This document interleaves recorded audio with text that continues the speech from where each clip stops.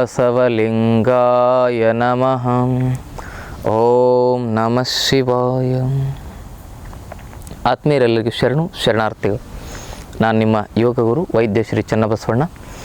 ಶ್ರೀ ಗಂಗಾ ಯೋಗ ನಿಸರ್ಗ ಚಿಕಿತ್ಸಾ ಹಾಗೂ ಆಯುರ್ವೇದ ಸಂಶೋಧನಾ ಕೇಂದ್ರ, ಟಾಟಾನಗರ ಸರ್ಕಲ್, ಬೆಂಗಳೂರು, APMC ಎದುರುಗಡೆ, ಈಶ್ವರ ನಗರ, ಹುಬ್ಬಳ್ಳಿ. ಆತ್ಮೀಯರೇ, ಈ ದಿನ ತೂಕವನ್ನು ಹೇಗೆ ಹೆಚ್ಚಿಸಿಕೊಳ್ಳಬೇಕು, ತೂಕ ಹೆಚ್ಚಿಸಿಕೊಳ್ಳುವ ಯೋಗ, ಈ ಕುರಿತಾಗಿ ಮಾಹಿತಿಗಳನ್ನು ನೋಡೋಣ. ತೂಕ ಹೆಚ್ಚಿಸಿಕೊಳ್ಳಲಿಕ್ಕೆ ಯಾವ ಯೋಗಾಸನಗಳನ್ನು ಮಾಡಬೇಕು, ತೂಕ ಕಡಿಮೆ ಆಗಲಿಕ್ಕೆ ಕಾರಣಗಳೇನು, ಹಾಗೆ ಆಹಾರದಲ್ಲಿ ಏನೆಲ್ಲ ಪರಿವರ್ತನೆಗಳನ್ನು ಮಾಡಿಕೊಂಡ್ರೆ ನಾವು ಆರೋಗ್ಯಯುತವಾಗಿ ನಮ್ಮ ತೂಕವನ್ನು ಹೆಚ್ಚಿಸಿಕೊಳ್ಬೋದು, ಇವುಗಳನ್ನು ಸರಿಯಾಗಿ ತಿಳ್ಕೊಳ್ಳೋಣ. ಆದಮೇಲೆ ತೂಕ ಕಡಿಮೆ ಆಗಲಿಕ್ಕೆ ಪಿತ್ತ ಮತ್ತು ವಾತವೇ ಕಾರಣ. ಪಿತ್ತ ಮತ್ತು ವಾತ ವಿಕಾರಗಳನ್ನು ಬ್ಯಾಲೆನ್ಸ್ ಮಾಡಿಕೊಂಡ್ರೆ ತೂಕ ತನ್ನಿಂತಾನೇ ಹೆಚ್ಚಿಗೆ ಆಗುತ್ತೆ. ಆಲ್ಮೋಸ್ಟ್ ಆಲ್ ವಾತ ಪ್ರಕೃತಿ ಇರೋರು, ಪಿತ್ತ ಪ್ರಕೃತಿ ಇರೋರು ತೆಳ್ಳಗಿರ್ತಾರೆ, ಕಫ ಪ್ರಕೃತಿ ಇರೋರು ದಪ್ಪ ಇರ್ತಾರೆ. ಹಾಗೆ ವಾತ ಮತ್ತು ಪಿತ್ತ ಪ್ರಕೃತಿಯಲ್ಲಿ ಇನ್ನಷ್ಟು ಏನಾದರೂ ವೇರಿಯೇಷನ್ಗಳಾದರೆ, ಅದರಲ್ಲಿ ಹಲವಾರು ರೀತಿಯ ತೊಂದರೆಗಳು ಉಂಟಾಗಿದ್ರೆ ಅವಾಗೇನಾಗುತ್ತೆ, ಇನ್ನೂ ನಮ್ಮ ತೂಕ ಕಡಿಮೆ ಆಗ್ತಾ ಬರ್ತದೆ, ತುಂಬ ತೂಕ ಕ್ಷೀಣಿಸ್ತದೆ. ಹಾಗೆ ಆ ವಾತ ಮತ್ತು ಪಿತ್ತ ವಿಕಾರಗಳನ್ನು ಬ್ಯಾಲೆನ್ಸ್ ಮಾಡ್ಕೊಳ್ತಕ್ಕಂಥ ವ್ಯವಸ್ಥೆನ ನಾವು ಮಾಡ್ಕೊಳ್ಬೇಕು. ವಾತಕ್ಕೆ ಅದ್ಭುತವಾಗಿರ್ತಕ್ಕಂಥ ಮದ್ದು ಅಂದರೆ ಅಭ್ಯಂಗ ಸ್ನಾನ, ಪಿತ್ತಕ್ಕೆ ಅದ್ಭುತವಾಗಿರ್ತಕ್ಕಂಥ ಮದ್ದು ಅಂದರೆ ಘೃತಪಾನ. ಪ್ರತಿನಿತ್ಯ ನೀವು ಬೆಳಗ್ಗೆ ಖಾಲಿ ಹೊಟ್ಟೆಯಲ್ಲಿ 2 ಚಮಚ ನಾಟಿ ಹಸುವಿನ ತುಪ್ಪವನ್ನು ಸೇವನೆ ಮಾಡಬೇಕು.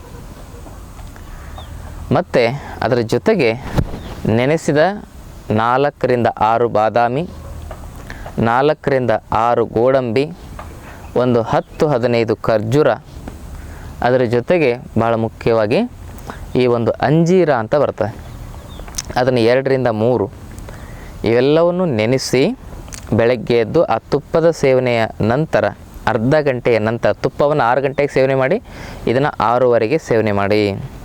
ಇವೆಲ್ಲವನ್ನು ಅಗದು ತಿಂತಾ ಬರಬೇಕು. ಹೀಗೆ ಮಾಡಿದರೆ ನಿಮ್ಮ ತೂಕ 100% ಜಾಸ್ತಿ ಆಗುತ್ತೆ. ಆರೋಗ್ಯಯುತವಾಗಿ ಭಾಳ ಜನ ಹೆಲ್ತ್ ಟಾನಿಕ್ಗಳನ್ನ ತೆಗೆದುಕೊಳ್ತಾ ಇರ್ತಾರೆ. ಆ ಹೆಲ್ತ್ ಟಾನಿಕ್ಗಳನ್ನ ತೆಗೆದುಕೊಳ್ಳೋದ್ರಿಂದ ಭಾಳ ತೊಂದರೆ ಆಗ್ತದೆ. ಭಾಳ ಜನರಿಗೆ ಹಾರ್ಟ್ ಅಟ್ಯಾಕ್ ಆಗ್ತದೆ, ಕ್ಯಾನ್ಸರ್ ಬರ್ತದೆ, BP ಹೆಚ್ಚಾಗ್ತದೆ, ಶುಗರ್ ಬರ್ತದೆ, ಅರ್ಥ್ರೈಟಿಸ್ ಬರ್ತದೆ, ನರ ದೌರ್ಬಲ್ಯತೆ ಬರ್ತದೆ. ಈ ಕೆಮಿಕಲ್ ಯುಕ್ತವಾಗಿರ್ತಕ್ಕಂಥ ಹೆಲ್ತ್ ಟಾನಿಕನ್ನು ತೆಗೆದುಕೊಳ್ಳೋದು ಬಹಳ ಅಪಾಯಕಾರಿ. ನ್ಯಾಚುರಲ್ ಆಗಿಯೇ ಹೆಲ್ತನ್ನು, ನಿಮ್ಮ ವೇಟನ್ನು ಹೆಚ್ಚಿಗೆ ಮಾಡ್ಕೋಬೇಕು. ಹಾಗೆಯೇ ಇದನ್ನು ನೀವು ಮಾಡ್ಕೊಳ್ಬೋದು. ಇನ್ನು ನಿಮಗೆ ನಾವೊಂದು ಅದ್ಭುತವಾಗಿರ್ತಕ್ಕಂಥ ಚೂರ್ಣ ತಯಾರಿಸಿದ್ದೇವೆ, ಅದಕ್ಕೆ ಧಾತು ಪುಷ್ಟಿ ಚೂರ್ಣ ಅಂತ ಕರಿತೇವೆ ನಾವು. ಅದನ್ನು ನೀವು ತೆಗೆದುಕೊಂಡ್ರೆ ನಿಮ್ಮ ತೂಕ ತಿಂಗಳಿಗೆ ಒಂದು 2 ರಿಂದ 5 kg ಜಾಸ್ತಿ ಆಗ್ತದೆ. ಅದನ್ನು ಕೂಡ ನೀವು ತೆಗೆದುಕೊಳ್ಬೋದು. ಮೊದಲು ಮನೆಯಲ್ಲೇ ಪ್ರಯತ್ನ ಮಾಡಿ, ಆಗಲಿಲ್ಲ ಅಂದರೆ ನೀವು ಈ ಚೂರ್ಣವನ್ನು ತೆಗೆದುಕೊಳ್ಳಿ. ಇನ್ನು ಪ್ರಾಣಾಯಾಮಗಳನ್ನು ಹೆಚ್ಚು ಮಾಡ್ತಾ ಹೋಗಬೇಕು. ಆಸನಗಳಲ್ಲಿ ಬಹಳ ಮುಖ್ಯವಾಗಿ ಹೊಟ್ಟೆಯನ್ನು ಕ್ರಿಯಾಶೀಲಗೊಳಿಸ್ತಕ್ಕಂಥ ಆಸನ ಮಾಡಿದರೆ ನಮ್ಮ ಡೈಜೆಸ್ಟಿವ್ ಸಿಸ್ಟಮ್ ಕ್ರಿಯಾಶೀಲವಾಗಿ ಕೆಲಸ ಮಾಡ್ತದೆ. ನಾವು ತಿಂದಿರುವ ಆಹಾರ ಒಂದು ಸಾರ ಭಾಗವಾಗಿ ಇನ್ನೊಂದು ಕೆಟ್ಟ ಭಾಗವಾಗಿ ವಿಂಗಡಣೆ ಆಗಬೇಕು. ಅಂದರೆ ಮಾತ್ರ ಅದೇನಾಗ್ತದೆ, ಸಪ್ತ ಧಾತುವಾಗಿ ಕನ್ವರ್ಟ್ ಆಗ್ತದೆ. ನಾವು ತಿಂದಿರತಕ್ಕಂಥ ಆಹಾರ ರಸವಾಗಿ, ರಸದಿಂದ ರಕ್ತವಾಗಿ, ರಕ್ತದಿಂದ ಮಾಂಸವಾಗಿ, ಮಾಂಸದಿಂದ ಮೇದವಾಗಿ, ಮೇದದಿಂದ ಅಸ್ಥಿಯಾಗಿ, ಅಸ್ಥಿಯಿಂದ ಮಜ್ಜೆಯಾಗಿ, ಮಜ್ಜೆಯಿಂದ ಶುಕ್ರವಾಗಿ, ಶುಕ್ರದಿಂದ ಓಜಸ್ಸಾಗಿ ಕನ್ವರ್ಟ್ ಆಗಬೇಕು. ಅದು ಯಾವಾಗ ಆಗ್ತಂದರೆ ನಾವು ತಿಂದಿರುವ ಆಹಾರ ಒಂದು ಸಾರ ಇನ್ನೊಂದು ಕೆಟ್ಟ ಭಾಗವಾಗಿ ಸರಿಯಾಗಿ ವಿಂಗಡಣೆ ಆದರೆ, ಅದು ವಿಂಗಡಣೆ ಆಗದೇ ಇರೋದ್ರಿಂದ ನಾವು ತಿಂದಿರತಕ್ಕಂಥ ಆಹಾರ ಏನಾಗ್ತದೆ, ಸಂಪೂರ್ಣವಾಗಿ ಅರ್ಧಜೀರ್ಣವಾಗಿ ತೂಕ ಕಡಿಮೆ ಆಗ್ತಕ್ಕಂಥ ಸಮಸ್ಯೆ, ಪಿತ್ತ ವೃದ್ಧಿ ಆಗ್ತಕ್ಕಂಥ ಸಮಸ್ಯೆ, ಶರೀರದಲ್ಲಿರ್ತಕ್ಕಂಥ ಧಾತುಗಳು ಕ್ಷಯವಾಗ್ತಕ್ಕಂಥ ಸಮಸ್ಯೆಗಳು ಬರ್ತವೆ. ಹಾಗಾಗಿ ನೀವು ಭಾಳ ಮುಖ್ಯವಾಗಿ ಅರ್ಥ ಮಾಡ್ಕೊಳ್ಬೇಕಾಗಿರೋದೇನೆಂದರೆ, ಜೀರ್ಣಾಂಗ ವ್ಯವಸ್ಥೆಯನ್ನು ಕ್ರಿಯಾಶೀಲವಾಗಿ ಇಟ್ಕೊಳ್ಳಿಕ್ಕಾಗಿ ಯಾವ ಆಸನಗಳನ್ನ ಭಾಳ ಮುಖ್ಯವಾಗಿ ಅಭ್ಯಾಸ ಮಾಡಬೇಕು, ಅವುಗಳನ್ನ ಹೆಚ್ಚು ಅಭ್ಯಾಸ ಮಾಡೋದ್ರಿಂದ ನಿಮ್ಮಲ್ಲಿ ಏನಾಗ್ತದೆ, ಈ ಒಂದು ತೂಕದ ಹೆಚ್ಚಳ ಉಂಟಾಗ್ತದೆ, ತೂಕ ಹೆಲ್ದಿಯಾಗಿ ಹೆಚ್ಚಾಗ್ತದೆ. ಅದಕ್ಕೆ ಮುಖ್ಯವಾಗಿರ್ತಕ್ಕಂಥ ಒಂದು ಆಸನ ಯಾವುದು ಅಂತ ಹೇಳಿದ್ರೆ, ಈ ಒಂದು ಮಂಡೂಕಾಸನ. ಪ್ರಸಾದ ಮಾಡಿದ ನಂತರ ನೀವು ಹೀಗೆ ಕುತ್ಕೋಬೇಕು, ಇದಕ್ಕೆ ವಜ್ರಾಸನ ಅಂತ ಕರೀತಾರೆ. ಈ ರೀತಿ ಕುತ್ಕೊಳ್ಳೋದ್ರಿಂದ ನಿಮ್ಮ ಜೀರ್ಣಶಕ್ತಿ ಚೆನ್ನಾಗಿ ಕೆಲಸ ಮಾಡ್ತದೆ, ಗ್ಯಾಸ್ಟ್ರಿಕ್ ಅಸಿಡಿಟಿ ಕಡಿಮೆ ಆಗ್ತದೆ. ಇದರ ಜೊತೆಗೆ ನೀವು ಬೆಳಗ್ಗೆ ಖಾಲಿ ಹೊಟ್ಟೆಯಲ್ಲಿ ಈ ಮಂಡೂಕಾಸನವನ್ನು ಹೆಚ್ಚು ಅಭ್ಯಾಸ ಮಾಡಬೇಕು. ಹೀಗೆ ಉಸಿರು ಬಿಡ್ತಾ ನಿಧಾನವಾಗಿ ಮುಂದೆ ಬಾಗಬೇಕು, ಉಸಿರು ತೆಗೆದುಕೊಳ್ತಾ ಮೇಲೆ ಬರಬೇಕು. ಇದಕ್ಕೆ ಮಂಡೂಕಾಸನ ಅಂತ ಕರೀತಾರೆ. ಈ ಮಂಡೂಕಾಸನವನ್ನು ನೀವು ಅಭ್ಯಾಸ ಮಾಡೋದ್ರಿಂದ ನಿಮ್ಮ ಜಠರದ ಎಲ್ಲ ಅಂಗಾಂಗಗಳು, ಲಿವರ್ ಆಗಿರ್ಬೋದು, ಕಿಡ್ನಿ ಆಗಿರ್ಬೋದು, ಪ್ಯಾಂಕ್ರಿಯಾಸ್ ಆಗಿರ್ಬೋದು, ಗಾಲ್ ಬ್ಲೆಡರ್ ಆಗಿರ್ಬೋದು, ಸ್ಮಾಲ್ ಇಂಟ್ರೆಸ್ಟೈನ್ ಆಗಿರ್ಬೋದು, ಲಾರ್ಜ್ ಇಂಟ್ರೆಸ್ಟೈನ್ ಆಗಿರ್ಬೋದು, ಎಲ್ಲ ಅಂಗಾಂಗಗಳು, ಜೀರ್ಣಾಂಗ ವ್ಯವಸ್ಥೆಗೆ ಸಂಬಂಧಪಟ್ಟಿರತಕ್ಕಂಥ ಅಂಗಾಂಗಗಳು, ಜೊತೆಗೆ ನಮ್ಮ ಶರೀರದ ಶುದ್ಧೀಕರಣಕ್ಕೆ ಸಂಬಂಧಪಟ್ಟಿರತಕ್ಕಂಥ ಎಲ್ಲ ಅಂಗಾಂಗಗಳು ಕೂಡ ಕ್ರಿಯಾಶೀಲವಾಗೋದ್ರಿಂದ ನಮ್ಮಲ್ಲಿ ಹೆಲ್ದಿಯಾಗಿ ತೂಕ ಜಾಸ್ತಿ ಆಗುತ್ತೆ. ಈ ಒಂದು ಮಂಡೂಕಾಸನ ಶರೀರದ ಬಹಳ ಮುಖ್ಯವಾಗಿರ್ತಕ್ಕಂಥ ಒಂದು ಅಂಗ, ಜಠರದ ಎಲ್ಲ ಭಾಗಗಳನ್ನು ಕೂಡ ಕ್ರಿಯಾಶೀಲಗೊಳಿಸುವ ಅದ್ಭುತವಾಗಿರ್ತಕ್ಕಂಥ ಆಸನ. ಇದಾದಮೇಲೆ ನೆಕ್ಸ್ಟು ತೂಕ ಹೆಚ್ಚಿಸ್ಕೊಳ್ಳಿಕ್ಕಿರ್ತಕ್ಕಂಥ ಮತ್ತೊಂದು ಆಸನ ಯಾವುದು ಅಂತ ಹೇಳಿದರೆ, ಇದಕ್ಕೆ ಪಶ್ಚಿಮೋತ್ತನಾಸನ ಅಂತ ಕರೀತಾರೆ. ಉಸಿರು ತೆಗೆದುಕೊಳ್ತಾ ಕೈ ಮೇಲೆತ್ತಿ ಉಸಿರು ಬಿಡ್ತಾ ಮುಂದೆ ಬಾಗಿ ಹೀಗೆ ನಿಮ್ಮ ಹಣೆಯನ್ನು ಮೊಣಕಾಲಿಗೆ ಸ್ಪರ್ಶ ಮಾಡಲಿಕ್ಕೆ ಪ್ರಯತ್ನ ಮಾಡಿ. ಇದಕ್ಕೆ ಪಶ್ಚಿಮೋತ್ತನಾಸನ ಅಂತ ಕರೀತಾರೆ. ಉಸಿರು ತೆಗೆದುಕೊಳ್ಬೇಕು, ಉಸಿರು ಬಿಡಬೇಕು. ಹೀಗೆ ನೀವು ಅಭ್ಯಾಸ ಮಾಡೋದ್ರಿಂದ ಹೊಟ್ಟೆಯ ಎಲ್ಲ ಅಂಗಾಂಗಗಳು ಕೂಡ ಕ್ರಿಯಾಶೀಲವಾಗ್ತವೆ.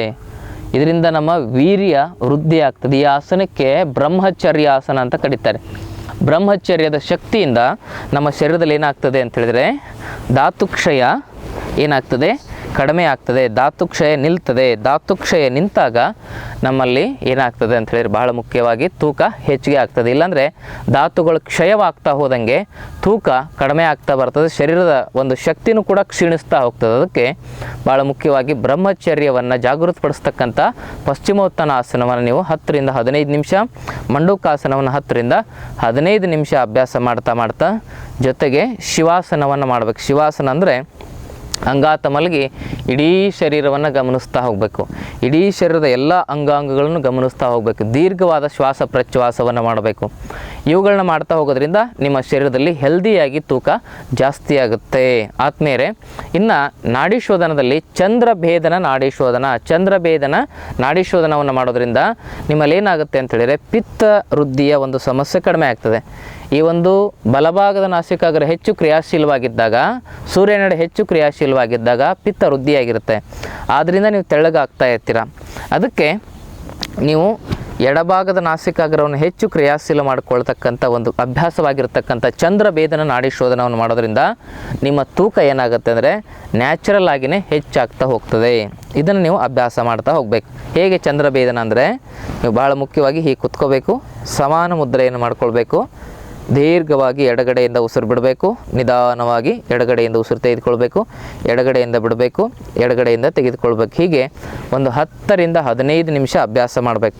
ಇದಾದಮೇಲೆ ಎರಡು ಮೂಗಿನಿಂದ ನಾಡಿಶೋಧನ, ಎಡಕ್ಕೆ ಬಿಡೋದು, ಎಡಗಡೆ ತೆಗೆದುಕೊಳ್ಳೋದು, ಬಲಕ್ಕೆ ಬಿಡೋದು, ಬಲಗಡೆ ತೆಗೆದುಕೊಳ್ಳೋದು, ಎಡದಿಂದ ಬಲಕ್ಕೆ, ಬಲದಿಂದ ಎಡಕ್ಕೆ. ಮೊದಲು ಚಂದ್ರಭೇದನವನ್ನು ಮಾಡಿ ಆಮೇಲೆ ನಾಡಿಶೋಧನವನ್ನು ಮಾಡೋದ್ರಿಂದ ನಿಮ್ಮ ತೂಕ ವೃದ್ಧಿ ಆಗ್ತದೆ. ಚಂದ್ರನಾಡಿ ಆ್ಯಕ್ಟಿವೇಟ್ ಆದಾಗ ನಿಮ್ಮಲ್ಲಿ ಏನಾಗ್ತದೆ, ಕಫದೋಷ ಗಟ್ಟಿ ಆಗ್ತದೆ, ಗಫದೋಷ ಏನಾಗ್ತದೆ, ಬ್ಯಾಲೆನ್ಸ್ ಆಗ್ತದೆ, ವಾತ ಪಿತ್ತಗಳು ಕೂಡ ಬ್ಯಾಲೆನ್ಸ್ ಆಗ್ತವೆ. ಇದರಿಂದ ತೂಕ ಹೆಚ್ಚಿಗೆ ಆಗ್ತದೆ. ಆದ್ಮೇಲೆ ಇನ್ನೊಂದೇನು ಅಂತ ಹೇಳಿದ್ರೆ, ನೀವು ಈ ತೂಕವನ್ನು ವೃದ್ಧಿ ಮಾಡಿಕೊಳ್ಳಿಕ್ಕೆ ಭಾಳ ಮುಖ್ಯವಾಗಿ ಈ ಒಂದು ಬೂದು ಕುಂಬಳಕಾಯಿ ಅಂತ ಇರ್ತಲ್ಲ, ಆ ಬೂದು ಕುಂಬಳಕಾಯನ್ನು ಪಾಯಸ ಮಾಡ್ಕೊಂಡು ಕುಡಿಬೋದು. ಬೂದು ಕುಂಬಳಕಾಯಿ ರಸಾಯನ ಮಾಡ್ಕೊಂಡು ತಿನ್ಬೋದು. ಏನು ಮಾಡಬೇಕು, ಬೂದು ಕುಂಬಳಕಾಯಿಯನ್ನು ತುರಿದು ಅದನ್ನು ಚೆನ್ನಾಗಿ ಬೇಯಿಸಿ ಅದರಲ್ಲಿ ತುಪ್ಪ ಹಾಕಿ, ಗೋಡಂಬಿ, ಸ್ವಲ್ಪ ಬೆಲ್ಲದ ಪಾಕವನ್ನು ಹಾಕಿ ನೀವು ರಸಾಯನದ ರೀತಿಯಲ್ಲಿ ಏಲಕ್ಕಿ ಮತ್ತು ಲವಂಗವನ್ನು ಹಾಕ್ಕೊಂಡು ರಸಾಯನದ ರೀತಿಯಲ್ಲಿ ಮಾಡ್ಕೊಂಡು ತಿನ್ಬೋದು. ಇದಕ್ಕೆ ಆಯುರ್ವೇದದಲ್ಲಿ ಕೂಷ್ಮಾಂಡು ರಸಾಯನ ಅಂತ ಕರೀತಾರೆ. ಇದರಿಂದ ಕೂಡ ನಿಮ್ಮ ತೂಕ ವೃದ್ಧಿಯಾಗುತ್ತೆ. ಇನ್ನು ಭಾಳ ಮುಖ್ಯವಾಗಿ ನಿಮ್ಮ ಮನಸ್ಸು ಪ್ರಶಾಂತವಾಗಿದ್ದರೆ ನಿಮ್ಮಲ್ಲಿ ಏನಾಗುತ್ತೆ ಅಂದರೆ ತೂಕ ಬ್ಯಾಲೆನ್ಸ್ ಇರ್ತದೆ. ಮನಸ್ಸಿನಲ್ಲಿ ಗೊಂದಲಗಳಿದ್ದರೆ, ಟೆನ್ಷನ್ಗಳಿದ್ದರೆ ತೂಕ ಏನಾಗ್ತದೆ, ಕಡಿಮೆ ಆಗ್ತಾ ಬರ್ತದೆ. ಅದಕ್ಕೆ ಮನಸ್ಸಿನ ಗೊಂದಲಗಳನ್ನು ದೂರ ಮಾಡ್ತಕ್ಕಂಥ, ಮನಸ್ಸನ್ನು ಪ್ರಶಾಂತವಾಗಿಡ್ತಕ್ಕಂಥ ಒಂದು ಪ್ರಾಣಾಯಾಮ ಭ್ರಾಮರಿ ಪ್ರಾಣಾಯಾಮ.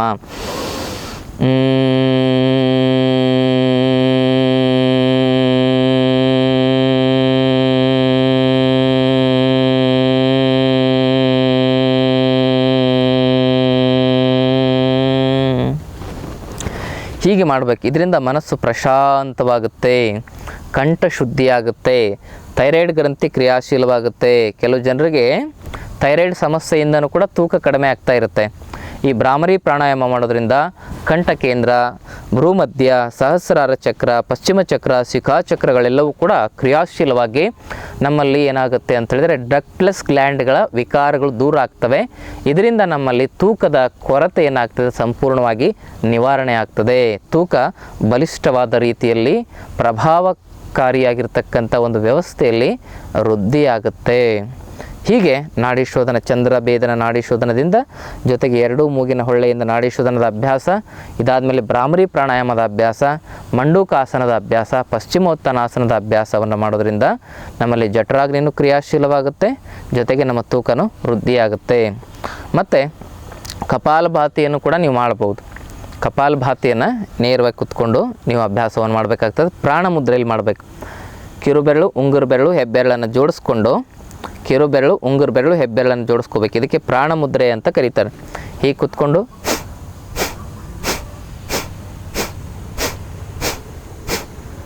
ಹೀಗೆ ಕಪಾಲಭಾತಿಯನ್ನು ಮಾಡೋದ್ರಿಂದ ಜಠರಾಗ್ನಿ ಕ್ರಿಯಾಶೀಲವಾಗುತ್ತೆ. ಜಠರಾಗ್ನಿ ಕ್ರಿಯಾಶೀಲವಾದರೆ ತೂಕದಲ್ಲಿ ವೃದ್ಧಿಯಾಗುತ್ತೆ. ಜಠರಾಗ್ನಿಯನ್ನು ಕ್ರಿಯಾಶೀಲಗೊಳಿಸೋದ್ರ ಜೊತೆಗೆ ಈ ಪ್ರಾಣಮುದ್ರೆಯಿಂದ ಏನಾಗ್ತದೆ ಅಂತ ಹೇಳಿದ್ರೆ ಶರೀರದಲ್ಲಿ ನ್ಯೂಟ್ರಿಷನಲ್ಗಳ ವ್ಯಾಲ್ಯೂವಿನ ಕೊರತೆ, ಕೆಲವು ಜನರಿಗೆ ವಿಟಮಿನ್ ಕೊರತೆ, ಕೆಲವು ಜನರಿಗೆ ಫೈಬರ್ ಕೊರತೆ, ಕೆಲವು ಜನರಿಗೆ ಮೈಕ್ರೋ ನ್ಯೂಟ್ರಿಯೆಂಟ್ಸ್ಗಳ ಕೊರತೆ, ಇನ್ನು ಕೆಲವು ಜನರಿಗೆ ಮಿನರಲ್ಸ್ಗಳ ಕೊರತೆ, ಇನ್ನು ಕೆಲವು ಜನರಿಗೆ ಪ್ರೋಟೀನ್ ಕೊರತೆ, ಇನ್ನು ಕೆಲವು ಜನರಿಗೆ ಫ್ಯಾಟಿನ ಕೊರತೆ, ಕಾರ್ಬೋಹೈಡ್ರೇಟಿನ ಕೊರತೆ, ಹೀಗೆ ಕೊರತೆಗಳು ಕಾಣ್ತಾ ಇರ್ತವೆ ಶರೀರದಲ್ಲಿ. ಆ ಎಲ್ಲ ಕೊರತೆಗಳನ್ನು, ಪೋಷಕ ತತ್ವಗಳನ್ನು ನಮ್ಮ ಶರೀರಕ್ಕೆ ಸಂಪೂರ್ಣವಾಗಿ ಒದಗಿಸ್ತಕ್ಕಂಥ, ಆ ಎಲ್ಲ ಕೊರತೆಗಳನ್ನು ನಿವಾರಣೆ ಮಾಡ್ತಕ್ಕಂಥ ಶಕ್ತಿಯನ್ನು ಪ್ರಾಣಮುದ್ರೆ ಹೊಂದಿದೆ. ಹೀಗೆ ಪ್ರಾಣಮುದ್ರೆಯಲ್ಲಿ ನೀವು ಕಪಾಲಭಾತಿಯನ್ನು ಮಾಡ್ಬೋದು. ನಾವು ತೂಕ ವೃದ್ಧಿ ಮಾಡ್ಕೊಳ್ಳಿಕ್ಕೆ ಪ್ರಾಣಾಯಾಮವನ್ನು ಹೇಗೆ ಹೇಳ್ತಾ ಇದೆಯೋ ಹಾಗೇ ನೀವು ಮಾಡಬೇಕು. ಮೊದಲು ಚಂದ್ರಭೇದನ ನಾಡಿ ಶೋಧನವನ್ನೇ ಮಾಡಬೇಕು. ಇದಾದಮೇಲೆ ಮುಖ್ಯವಾಗಿ ನೀವು ನಾಡಿ ಶೋಧನ ಮಾಡಬೇಕು. ಇದಾದಮೇಲೆ ಭ್ರಾಮರಿ ಮಾಡಬೇಕು. ಅದಾದಮೇಲೆ ಕಪಾಲಭಾತಿ ಮಾಡಬೇಕು. ಅರ್ಥ ಆಯ್ತಲ್ಲ? ಬೇರೆ ಅಭ್ಯಾಸದಲ್ಲ ಮೊದಲು ಕಪಾಲಭಾತಿ ಹೇಳ್ತೇವೆ, ಆದರೆ ತೂಕ ವೃದ್ಧಿ ಮಾಡ್ಕೊಳ್ಳಿಕ್ಕೆ ಕೊನೆಗೆ ಕಪಾಲಭಾತಿಯನ್ನು ಹೇಳ್ತಾ ಇದ್ದೇವೆ. ಹೀಗೆ ಮೊದಲು ಚಂದ್ರಭೇದನ, ಇದಾದಮೇಲೆ ನಾಡಿ ಶೋಧನ, ಅದಾದಮೇಲೆ ಭ್ರಾಮರಿ, ಅದಾದಮೇಲೆ ಕಪಾಲಭಾತಿ. ಇಷ್ಟು ಅಭ್ಯಾಸಗಳನ್ನ, ಪ್ರಾಣಾಯಾಮದ ಅಭ್ಯಾಸಗಳನ್ನ ನೀವು ಅಭ್ಯಾಸ ಮಾಡಬೇಕು. ಇದಕ್ಕಿಂತ ಮೊದಲು ಆಸನ ಮಾಡಿರಬೇಕು.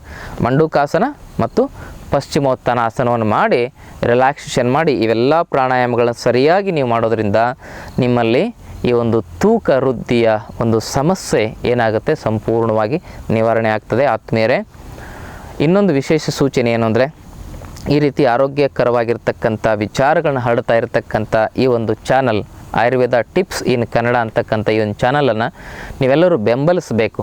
ಇದನ್ನು ಸಬ್ಸ್ಕ್ರೈಬ್ ಮಾಡ್ಕೋಬೇಕು. ಜೊತೆಗೆ ಬೆಲ್ ಬಟನ್ ಒತ್ತಿದರೆ ಒಳ್ಳೊಳ್ಳೆ ನೋಟಿಫಿಕೇಷನ್ಗಳು, ಹೊಸ ನೋಟಿಫಿಕೇಷನ್ಗಳು ಬರ್ತವೆ. ಬರೀ ಸಬ್ಸ್ಕ್ರೈಬ್ ಮಾಡ್ಕೊಂಡ್ರೆ ಆಗಲ್ಲ, ಅದನ್ನು ಬೆಲ್ ಬಟನ್ ಇರ್ತದೆ, ಅದನ್ನು ಒತ್ತಿದರೆ ನಿಮಗೆ ಹೊಸ ನೋಟಿಫಿಕೇಷನ್ಗಳು, ಪ್ರತಿನಿತ್ಯ ಹಾಕ್ತಕ್ಕಂಥ ವಿಡಿಯೋಗಳು ನಿಮ್ಮ ಮೊಬೈಲಲ್ಲಿ ಬರ್ತವೆ. ಮತ್ತು ಒಂದು ಲೈಕ್ ಮಾಡೋದ್ರಿಂದ ನಾವು ಇಂತಹ ಒಂದು ವಿಡಿಯೋಗಳನ್ನು ಮತ್ತು ಹೆಚ್ಚು ಹೆಚ್ಚು ಮಾಡಲಿಕ್ಕೆ ನಮಗೂ ಕೂಡ ಹುರುಪು ಸಿಕ್ಕಂಗೆ ಆಗ್ತದೆ, ನಮ್ಮನ್ನು ಕೂಡ ನೀವು ಪ್ರೋತ್ಸಾಹಿಸಿದಂಗೆ ಆಗ್ತದೆ. ಅದಕ್ಕೆ ಲೈಕ್ ಮಾಡೋದನ್ನು ಕೂಡ ಮರಿಬೇಡಿ. ಈ ವಿಚಾರಗಳನ್ನ ನಿಮ್ಮ ಬಂಧು ಮಿತ್ರರೊಂದಿಗೆ ಶೇರ್ ಮಾಡ್ಕೊಳ್ಳಿ ಅಂತಕ್ಕಂಥ ಮಾತನ್ನು ಹೇಳ್ತಾ ತಮ್ಮೆಲ್ಲರಿಗೂ ಅನಂತ ಶರಣಾರ್ಥಿಗಳು.